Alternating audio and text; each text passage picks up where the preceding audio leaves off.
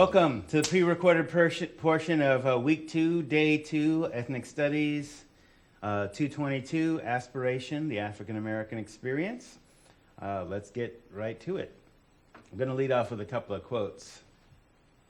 In my office, there's a book called Origins, African Wisdom for Every Day. So they have a different quote for every day of the year, even leap years. This is for May 5th. Writing, the photography of knowledge. Writing is the photography of knowledge, but it is not knowledge itself. It is the heritage of everything the ancestors could know, the germ of which they passed on to us, just as the potential baobab is contained within its seed. Amadou Hapate Ba. There's another quote from that same source. When we were talking about, for example, schools of initiation and the Egyptian mystery schools from which rites of passage were generated. Social education is like spiritual initiation. Social education is not distinct from the education of initiation, for initiation focuses on what constitutes correct behavior in general, be it social, individual, or spiritual. The distinction between sacred and profane does not exist, for spiritual behavior affects every act of life. Man's life is enmeshed in the sacred. So an elder Wolof initiate. So part of what we're talking about when we say the cultural legacy of African Americans.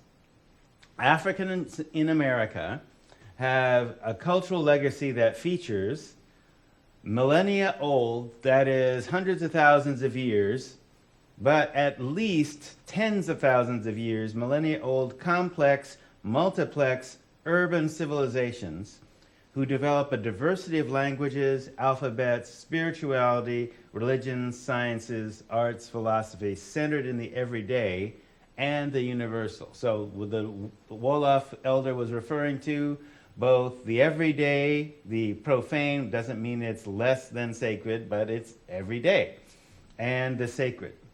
So the profane and the universal. Many social forms within African culture tended to foster education for all without restriction and egalitarian social forms. So that there weren't distinctions between high or low. You were a king, but you were a king only because of your ability to unite others across differences, not your ability to dominate others through fear. You were a leader because you were able to use your spiritual ability and humbleness to be able to unite other people and unite them across differences. So we tended to be egalitarian in that way. Their presence, that is, Africans' presence in other societies, tend to reinforce those efforts. And we'll see that because part of trying to catch you up over the last portion of the course is basically looking at what's happening over 12,000 years. So Canaan, the dusty-foot philosopher, said that Africans taught the world how to do cities. Now, I've told you that my bias is, look, I'm from city. So what happens in cities, and if we use the federal definition of 250,000 people living in one place, there's certain rules that have to be in place for 250,000 people to get along. So urban, 250,000 or more people, multiple languages, multiple cultures, diversity as normal, literacy as normal, numeracy, that is being able to do mathematical computations, intelligence as normal, a global awareness as normal, interdependence, all those people being able to work together and use their skills. I may not have the same skills as you, but our skills can complement. Interdependence as normal.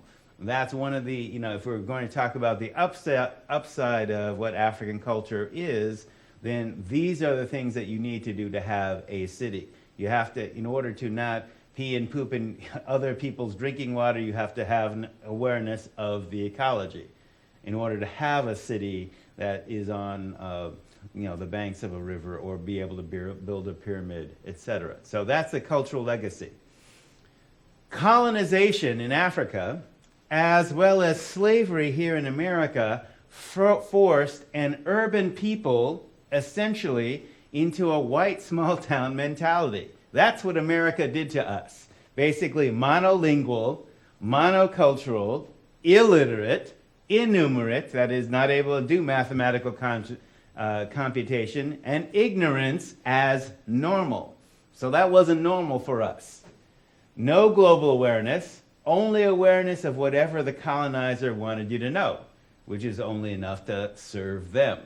So part of dealing with that colonization process, and so we're going to do another iteration of the ABCs of colonization. So Colon is Christopher Columbus's actual name, Cristobal Colon.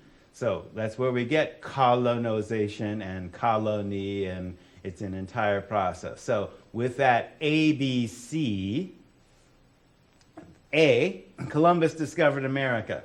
So this basically ignores the fact that other Europeans finding the so-called New World, now new is new to them, new to him, but other people knew about it around the world. So Vikings, for example, in 900 AD, knew about this before Columbus. So, as well as the Chinese and Africans before Cristobal Colon. So, A, Columbus discovered America. Remember that point of logic. B, Columbus brought civilization to savage lands. C, colonized, to impose by force a dominant culture which includes religion, economy, and education. So basically, an outside religion, a different economy which is based on slavery, other than the forms of what we call in English socialism, but it was actually older than Marx. It's basically based on a sensibility that everyone owned the land in common because it's creators' land, not ours. We can make things from it, and those can be our personal property, and we share those in an economy. So wisdom was actually more of a currency than just simple currency. And education, being able to be educated to operate in an urban, global sphere rather than a small town sphere. D, discovered. Now, going a little deeper, the Doctrine of Discovery. That's actually a legal concept, and the reason I'm mentioning it now, it's not that Christopher Columbus discovered America. What you may not have known in the hidden curriculum is that there is a legal principle called the Doctrine of Discovery, and here's where it came from. In the Catholic Church, the Pope was seen as God's representative on earth. So whatever the Pope said was law. And the papal bulls, which is basically a papal decree, had the force of law. So papal bull in 1493 declared that any Christian, and in their conception here, the church was the only church, and the church, this is the Roman Catholic Church, so Roman, Catholic means universal. At this time, when he made that decree in Europe, they're basically saying that the only Christians that we consider legitimate are white European Christians. Now, as we discussed in class when somebody mentioned the Council of Nicaea, the Council of Nicaea was then the African variants of the church, the Chinese variants of the church, all gathering in Constantinople under the Emperor Constantine.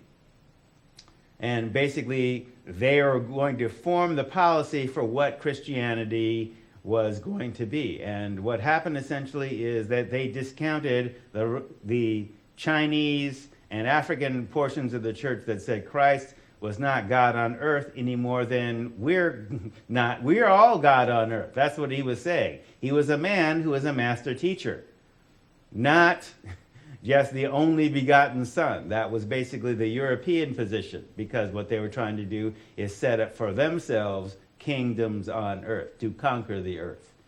So part of what they were talking about at this time Christian means white Western Europeans only. Christianity means white people only in that part of the world. So, papal bull, Pope in Rome basically says, okay, Christopher Columbus discovered America, and what that meant was any European, any Christian, remembering Christians are whites only at this point, who discovers lands unknown to Christians, yet of course there are people on them.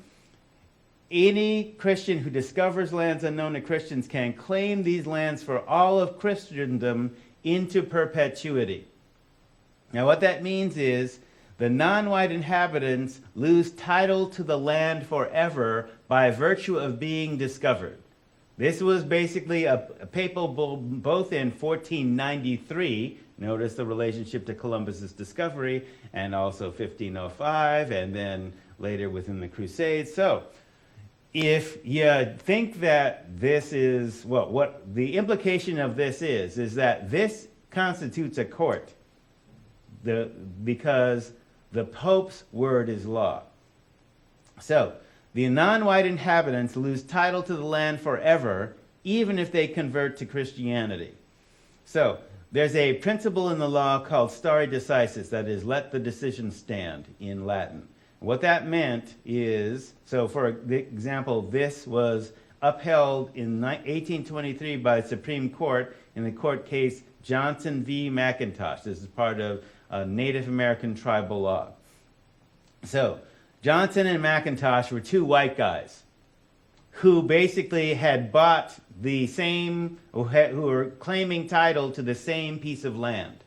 So one had bought the land at a land office, and another had said, well, I inherited this land because the Indians gave it to me. Who owns the land? So this goes up to the Supreme Court, and basically the decision is for the guy who got the land from the Indians didn't have the land because the Indians lost title to the land by virtue of being discovered. Now, understand what this is saying. The Indians didn't have the right to give the land because they got discovered.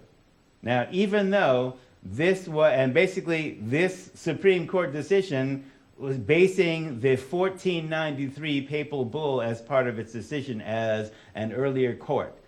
Now, Native Americans, particularly Iroquois Six Nations, had courts, had laws. They didn't believe in real estate at all. That's why the natives said, look, yes, you can use this piece of land, we're not using it, but it's not our land, it's Creator's land.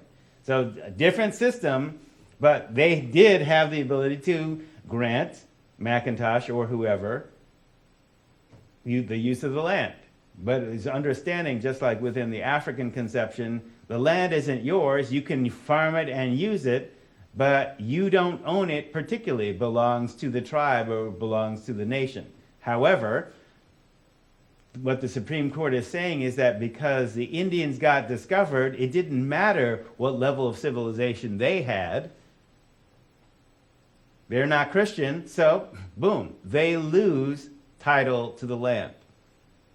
This is also the legal principle by which the Russians could discover Alaska and then the next year sell title to Alaska to the United States. So the Russians discovered Alaska but did not make landfall.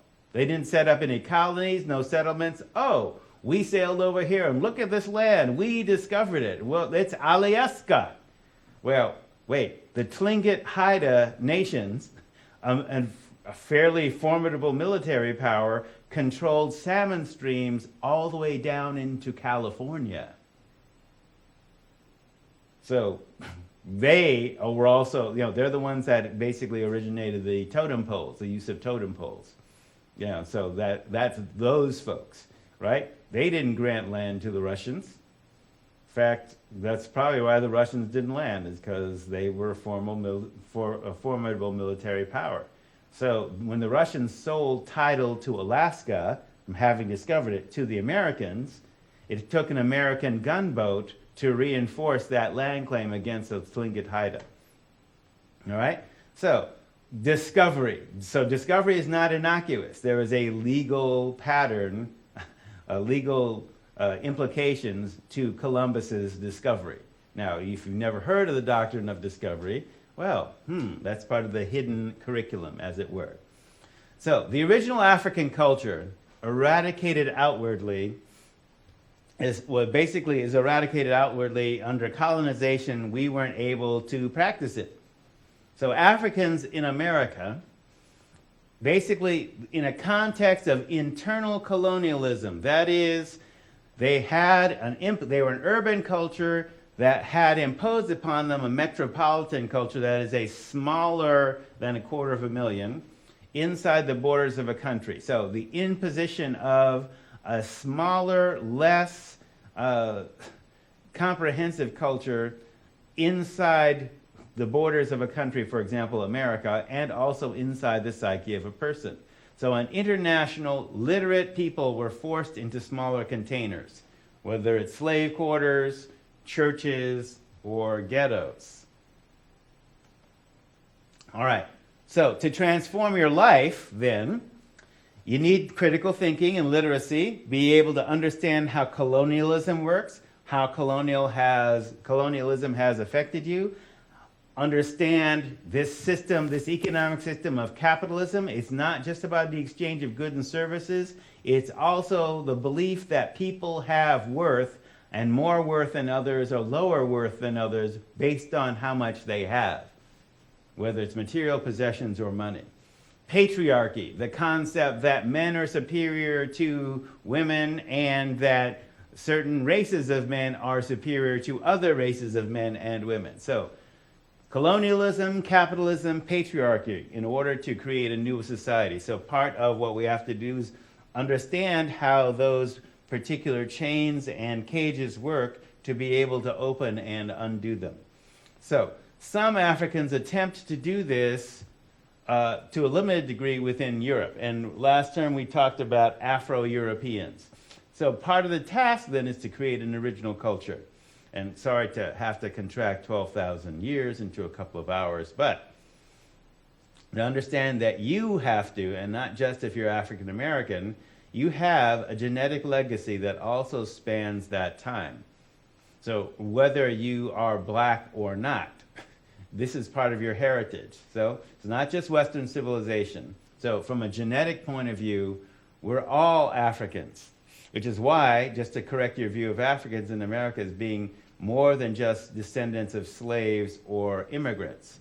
Everybody is descended from, in our current scientific conception, Lucy in Africa is all our moms. So, but if you're indigenous, that is, that high level of culture is also outwardly erased within colonialism, and that also must be recreated. So when we talked about last term the phenomenon of Afro-Europeans, they were first of all, within the Western canon as taught in the United States, you never heard about these folks. You basically had to go to Europe and then basically have to dig to find the information to find that these folks exist. This man, Ibrahim Ganabo, was from Africa, bought into bondage, brought into Russia, and was sent to French military school. So understand that he might have been an African captive who had been bought, but he was sent to military school, which is not what you usually do with a slave or a servant. He was in the court of Peter the Great, the Russian Tsar, and he is the grandfather of Alexander Pushkin, the famous Russian poet.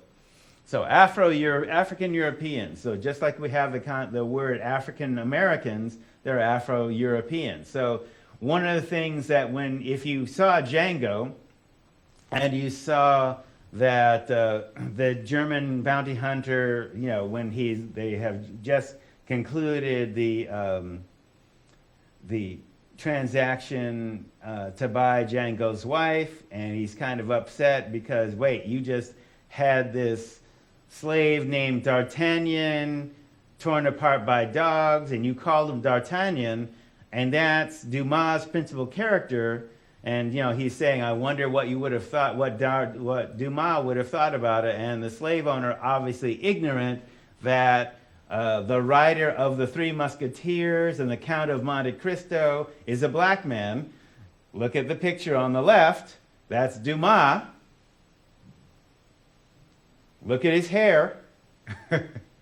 He's a black man. So when Christoph Waltz's character says, yeah, he's a black man, yes, this is well known in Europe, but apparently not very well known in America.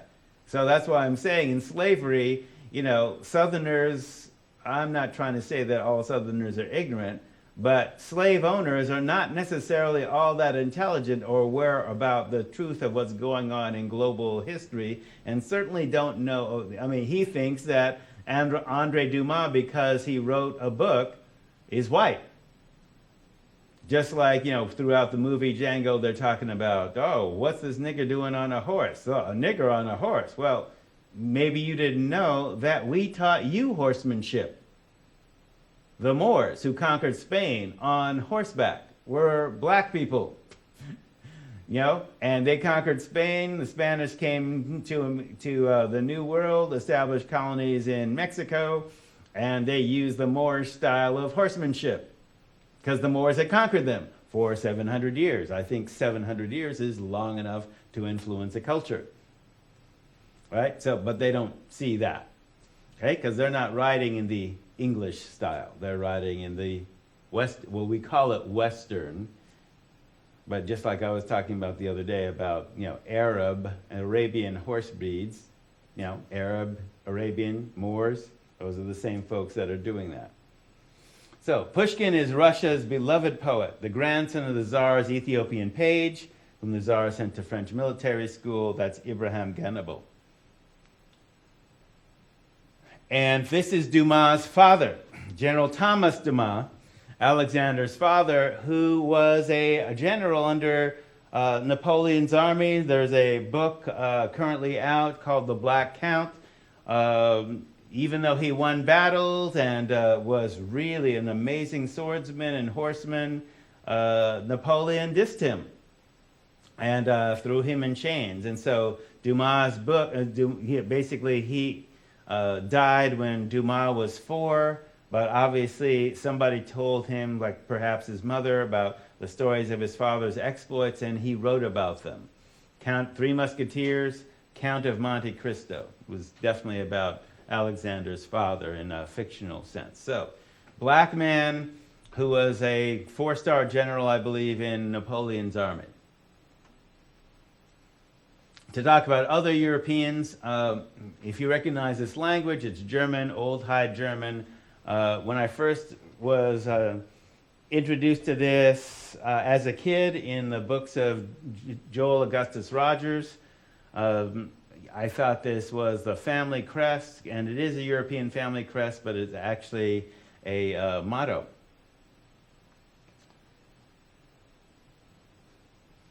So one of the things that you can see here, this is a European heraldry that is a family crest of a royal family. At the top, because this is patriarchy, so dad is elevated above mom. And if you look closely at dad at the top of the crest, in his right hand he has the sword in his left hand he has the scepter of authority, royal authority, and in the right hand he has a sword, says, I've got backup. To his right is the crown and mitre of Catholicism. And that's his side of the family. On his left, the horns are Vikings. And that's mom's side of the family. So he's standing on a helmet in a suit of armor. And the crown and mitre of Catholicism is resting on the helmet of a suit of armor. And the Viking horns are resting on the helmet of a suit and armor. And there are swords next to them. So this symbology, this visual grammar, basically is spoken about within the motto. So Anselm means God's helmet, so suit of armor. Anselm Furstenberg Reichlich von Meldig. Defending our land, Reichland. The land of the Meldig, honeyed dark ones. So, honeyed dark ones. So, you see a black man wearing a jalaba, which is not German folk dress. It's from North Africa. He's saying, clearly with his skin color and his hairstyle, he's a black African, and he's proud of that. And he's wearing a jalaba, which is North African dress, not German folk dress. So, the backstory behind this is in the Inquisition, Limpieza de la Raza.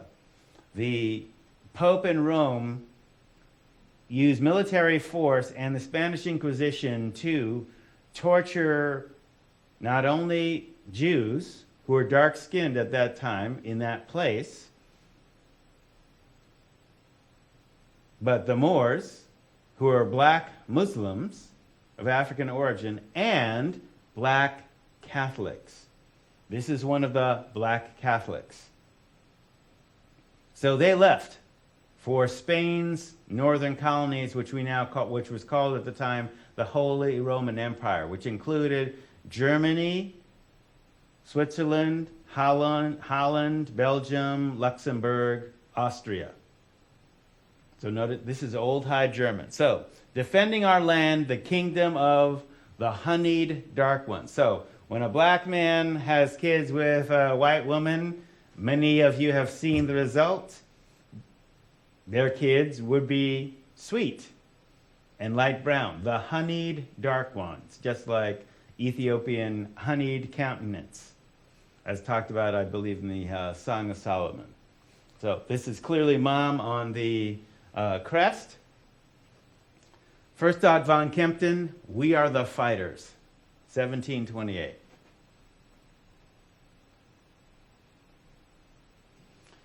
So this leads us to Beethoven. Now, Beethoven's grandfather came from Louvain, Belgium, and basically this is also in the time when they're like Afro-Europeans. And based on what Rogers quotes is people who knew Beethoven at the time before he died, and basically wrote about him, and they described him as mulatto, they described him as swarthy, they described him as having a brown face, and that he was dark, etc., etc. So, according to his biographers, like Carl Cerny, who was one of his students, none of his contemporaries cites him as being white. They all say that he's a black man. Mulatto, the only term that mulatto is used in the English language is to describe a first-generation black-white mix. Now, I've seen this particular picture where it was lightened up, and there are some folks of a supremacist bent who basically said, oh, you're just using this picture and it's a bad copy and you've darkened it up. Well, no, I didn't. I took it from the book, and if you see at the top of the book, Sex and Race, that's J.A. Rogers, basically quoting all the folks that knew Beethoven and giving evidence that he was a black man living in Germany. Now, what I've begun to establish for you is that there were lots of black people living in Germany, lots of different family crests. I could show you the family crest of Schwarzkopf. Stormen Norman just became an ancestor, but his name literally means in German black head, and the family crest has a black man, Schwarzkopf. The name Schwarzenegger. So a negar meant a person from Africa. Schwarzenegger literally means black and from Africa. So clearly Arnold hasn't had a genetic infusion from the motherland in recent generations, but that in fact is the origin of his name. I actually saw him a long time ago on Letterman, where Letterman asked him what the origin of his name means, and he says, black plowman. And quiet as it's kept, he's done a lot of good things for inner city kids, involving them in sports and athletics, etc., etc. But he basically also has expressed disgust of his ancestors from Austria who are racist Nazis. He's repudiated that. So, Even though he may be a conservative Republican, hey, Schwarzenegger, black and from Africa. So he said, yeah, it's a black plowman. That's the origin of my name. And he said that. So, why trip? Black Beethoven? Definitely possible. Black Frenchman, Dumas, black Russians, we're all there. We are in Europe. You know, and in presenting this, it's always interesting, you know, people have trouble believing that Beethoven was black, but it's easier for them to accept this woman. So just to look at the picture, if you can see this on the monitor, or you see this in the slide. So NPG is National Portrait Gallery. This is in London. This woman, obviously is of noble birth. She's obviously a queen. Look at what her hand is resting on. It's a crown. Only one person gets to wear a crown. That's the queen. This picture was done by her parents before she ascended on the floor, before she was crowned. This is Charlotte Mecklenburg-Strelitz. Now, the Mecklenburg-Strelitz family basically lived in the Holy Roman Empire, and there's an interesting quote from a book that basically says that Charlotte's family basically had the distinction of being the only German reigning family, so their royal family, to possess a non-German origin. So what does that mean? Wait, how do you become German royalty without being German? You have to be royal blood from somewhere in Europe. Right? That's the rules of royalty. Your pedigree has to be known. Well, she is descended from the royal house of Portugal, okay? A European country which had a genetic infusion of black people, right? But she's described, well, we'll see shortly. All right? So, during the time of African chattel slavery in America and globally, they were European citizens of African descent. Shimon Afrikanovich was a trader about 1000 AD who went from Africa up into Russia as a trader of goods. Ibrahim Ganabal, we've talked about, Alexander Pushkin's grandfather, Joseph Haydn, who was Beethoven's teacher, who was described by the Prince Esterhazy of Austria as a blackamoor. What? This blackamoor has produced this music? Blackamoor means he's black, and he's dark enough for him to be called black by a white prince. And that's Beethoven's teacher. And the reason that Haydn incident was cited in Roger's book is basically to say that Beethoven had even more of his features than his teacher, meaning he was darker than Haydn, and Haydn was dark enough to be called a blackamoor by an Austrian prince. Okay, and again, this is according to white European scholars. All right, so when I'm saying Beethoven is black, I'm not just making this up Afrocentrically. I'm saying white people who obviously don't have much of a problem in the fact that a black man can compose great music because these people are living among them. Not saying that there's no racism against them, because with the case of Angelo Solomon, we can definitely see that there was some prejudice there, but we're not going to go into that, and you can ask me about it when we're in real time. So Haydn, Beethoven, Thomas and Alexander Dumas, and Charlotte.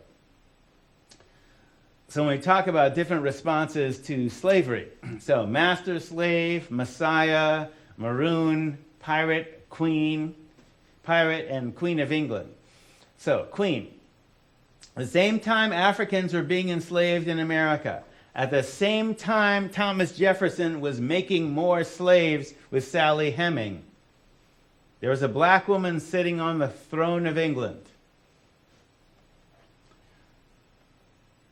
While she never set foot in the so-called New World, her granddaughter, Queen Victoria, decreed that any American slave who made it into Canada had the protection of the British military. Now, while Charlotte never set foot in the New World, there are lots of places in the New World, in America and in Canada, that are named after him. Named after her. Case in point, Charlotte, North Carolina, which is in Mecklenburg County. Not a coincidence. Okay? Her personal physician, the Queen's doctor, said that she had a true mulatto face. That is, first generation black-white mix. And you can see it in her lips and in her nose if you look closely. So, she was a German princess of African descent. She traced her lineage from the royal house of Portugal. She married George III of the House of Hanover, thus becoming the Queen of England. Queen Victoria was her granddaughter. The current Queen, Elizabeth II, is a distant relative. Same genetic line. So places in the New World named in honor of her: Queens County, Nova Scotia; Charlotte County, New Brunswick, Canada; Queens County, New Brunswick; Queens County, Prince Edward Island; Queen Charlotte Islands in British Columbia; Charlottesville, Virginia; Charlotte, Mecklenburg counties in Virginia; Charlotte, Mecklenburg County, North Carolina; Mecklenburg, Frederick County, Virginia, etc.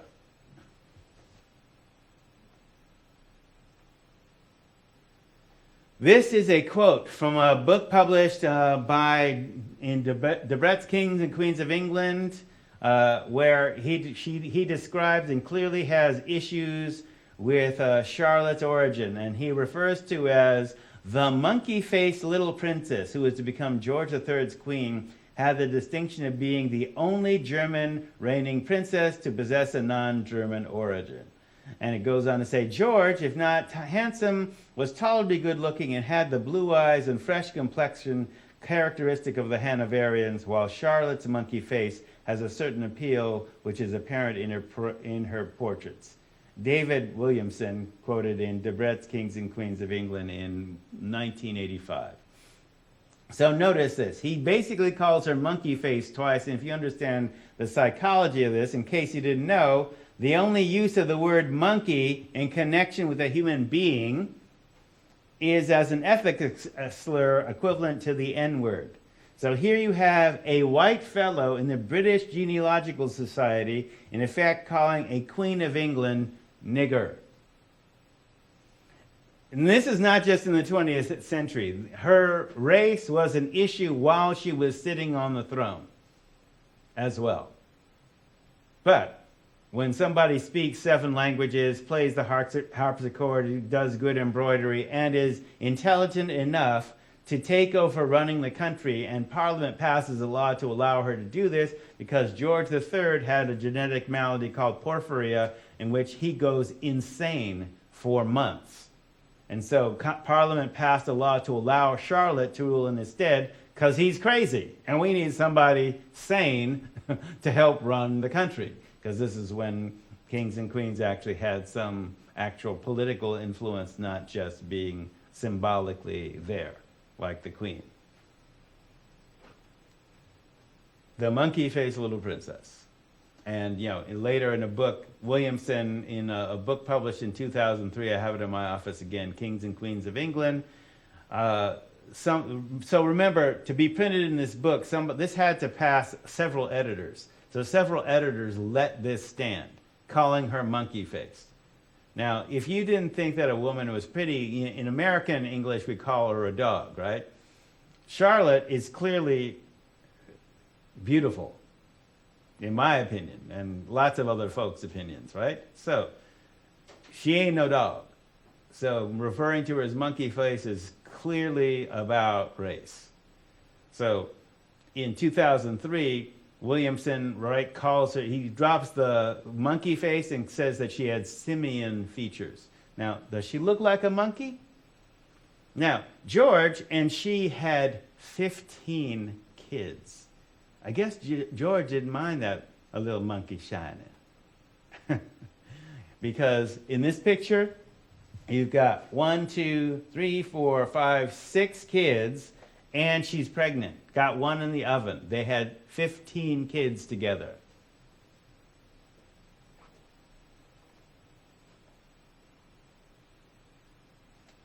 This portrait is done by Alan Ramsey, who was a British abolitionist. So when he did portraits of the Queen and the family, he was basically certain to basically show that she had African features as an abolitionist. So history books say that George was, quote, taken aback by Charlotte's lack of beauty. Well, this is clearly, if he was taken aback, why are they having 15 kids? And have one of the most harmonious marriages of royal couples in Europe.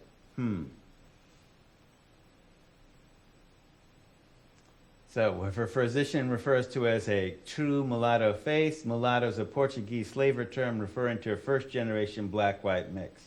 Thomas Jefferson added refinements to the mixed-race concept and created quadroon, octoroon, and one-drop 1/64.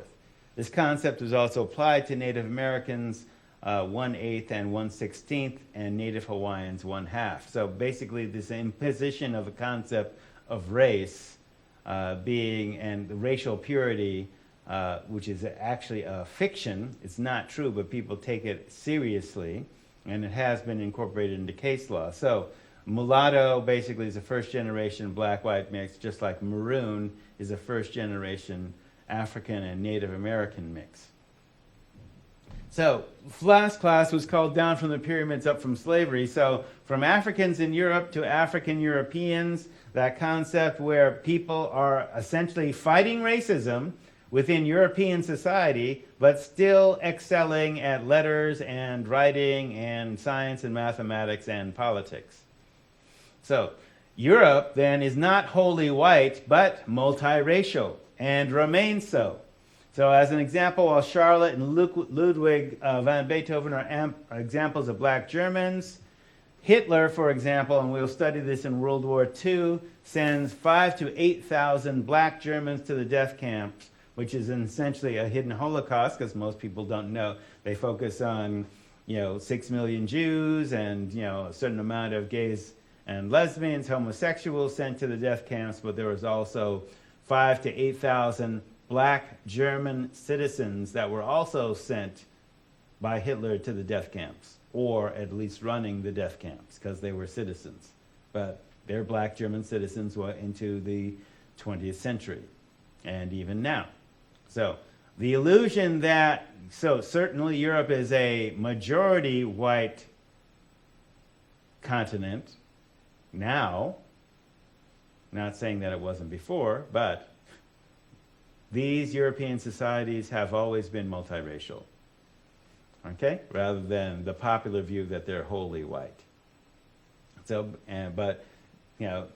starting in the 17th century, 18th century, when the roots of modern racism were created. So modern racism is about 700 years old, basically created in Germany, and then imported to England, and then refined in America.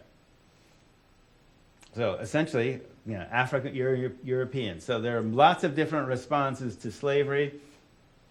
And here's two dichotomies. So Taino Maroons, and who are also Native African and European. So in two places, basically if you have folks in the same place, so the person on your left waving to his friends on high, dressed for the weather, with a skull on the beach and a gun, he's not a slave, even though the internet refers to him as a dancing slave. He's not a slave, he's a maroon. He's living free. Maroon is the Taino word for wild and free. And the person on the right is employed as a slave catcher. So if this person was either mixed with African, European, or Native, he could be employed as a slave catcher because he knows the ways of the Maroons in the that are living in the jungles and in the mountains. So if you notice, they look racially very similar. This is still a historical reality where the same people could be used either way, to either fight slavery or to support slavery. But there were many more Maroons than slave catchers. And sometimes Native Americans native, or as we call them, Indians, were used as slave catchers as well against escaped Africans in the jungle, because the natives also knew the land as well. In another cross-cultural collaboration, Mexico was a Spanish colony and imported easily 500,000 Africans to work the gold and silver mines, as well as work on plantations. This person, Vicente Guerrero, was a black Indian slave, former slave, who became the second president of Mexico, and you can see how he's dressed. So Vicente Guerrero, and he's a combination, if you will, Abraham Lincoln, and if we were talking about him in American terms. So a president who also not only freed slaves and abolished slavery throughout all Mexico, but also designed the Mexican flag. So combination George Washington, Abraham Lincoln, former slave and then president of Mexico, freed slaves, and designed the Mexican flag as a symbol of racial unity. So the flag of Mexico was selected in 1821. Various meanings for the three colors have been given over the years. The original meanings were green for the color of the land that is now free and independent from Spain, white for our respect for the church, that would be the Catholic Church, red for the color of the blood that flows alike through all of us. Whether we're European, African, or Indian, our blood is still the same. And he's using part of an indigenous legend where an eagle is killing a snake while resting on a prickly pear cactus. That's basically the visual grammar of that. And so he was the main designer of the flag and the author of its meaning. So here you have the red, white, and green, basically as a symbol of racial unity. Does the red, white, and blue of the American flag represent racial unity? Rhetorical question, obviously no. So, Mashikatawe, which is where we get, it's the Aztec phrase where we get Mexico, the word Mexico. Mashikatawe means all my relations in Aztec. So Mexico is derived from Mexica. And after Guerrero's murder, Mexico went to war with America, according to J.A. Rogers, over the issues of slavery. So when we were talking about that the other day, the Amistad Affair was roughly 1836. Guerrero had freed the slaves in around 1821. And that includes basically everybody in all the states that are now have Spanish names. So white Americans had bought black slaves into Texas, or Tejas, which was part of Mexico. When Guerrero's actions freed those slaves, the slave owners went to the U.S. government to petition the U.S. government to go to war against Mexico. So history is the story told by the winners, and history is basically supposed to be what happened from the point of view of everybody that was there. Well, that may be a little too idealistic, but it's often the story told by the winners. So essentially, in Spielberg's Amistad, when John Quincy Adams is quoted in that film as saying, "I don't care one way or the other about slavery," that is a lie. That is a straight up lie. Because 3 years before the Amistad Affair, he opposed the petition of the Texas slaveholders for us to go to war against Mexico, because it said it's not about extending freedom, it's about protecting slavery. These Texas slaveholders don't want their slaves freed, but they have been freed by Mexico. This is not a reason to go to war. He wasn't listened to, even though he was a former president. So we go to war against Mexico. Mexico loses. And so when we talk about remember the Alamo, the people at the Alamo were fighting to protect slavery, not creating a free Texas. Okay? Sorry, you Texans out there. But nobody tells the story about it that way. We just say, remember the Alamo. Yeah, we remember. All right. So, a side effect of using history to illuminate the present is that only the stories of the famous get told. You don't hear about Vicente Guerrero, because who decides who's famous and why? You don't hear about Vicente Guerrero, you hear about Davy Crockett and the people that died at the Alamo, the heroes. So, as an example, Jesus of Nazareth, as the Europeans referred to him, is not mentioned by historians of his time at all, because the historians are Romans. And, you know, this is just one criminal that we executed out of thousands. Who cares? Right? So naturally, where all the press about Yeshua or Jesus comes from, it's Gospels written by those who didn't know him but were inspired by his story later. So one point being, when I refer to Afro-Europeans, using a few examples, Gannibal, Pushkin, Dumas, Charlotte, Beethoven, you must not think that these are the only black people in their societies, any more than Barack Obama is the only black person in his society. They're part of a community, most of whom remain invisible to history, and in the traditional canon weren't mentioned at all, any more than the Taino were mentioned at first contact at Guanahani Island on October 12, 1492. Guanahani Island was the name that the Taino referred to the island that they met Columbus in, but you don't know that because all we know about is Columbus discovered the Indians on San Salvador Island, because it's not the Taino who are writing the history books. So, whether Kalapuya, which is the land we're standing on, or Taino, since they were left out of the history, it's easy to think that they were extinct. In fact, some dictionary references will say that the Taino are extinct. Well, they weren't extinct, and they aren't extinct. But who's writing the dictionary and who's writing the history books? Okay? Many native nations were terminated, quote unquote, in various times, and that's basically a legal decision.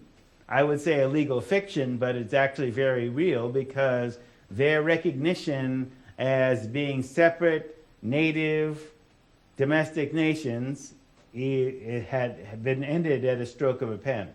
So even if they have thousands of members and still maintain their culture, they're terminated. Bye. You're gone. You're Americans now. So termination was an artifice, that is a trick, if you will, of the United States government, the opposite of recognition. So there are, say, 576 roughly recognized tribes, which is less than, and notice the word tribes, their legal status is the same as Germany. They are domestic dependent nations. That is, they're nations within nations of the border, within the borders of the United States. And if they're federally recognized, it's because there's a reason that they're recognized. So and it's the reasons are towards the advantages of the government, not because because the history where they were military powers and you couldn't exterminate them, but many tribes were terminated even with thousands and thousands of members. So recognition is not, basically it's also a game of the U.S. government, divide and conquer strategy. So there's state recognition where states can recognize different tribes within the boundaries of a state, but some of those tribes don't get federal recognition. So when we're talking about literally several thousand separate native nations, and only 500 get recognized, so that's less obviously less than the total number. So what would a United States built on unity look like? And so I was attempting to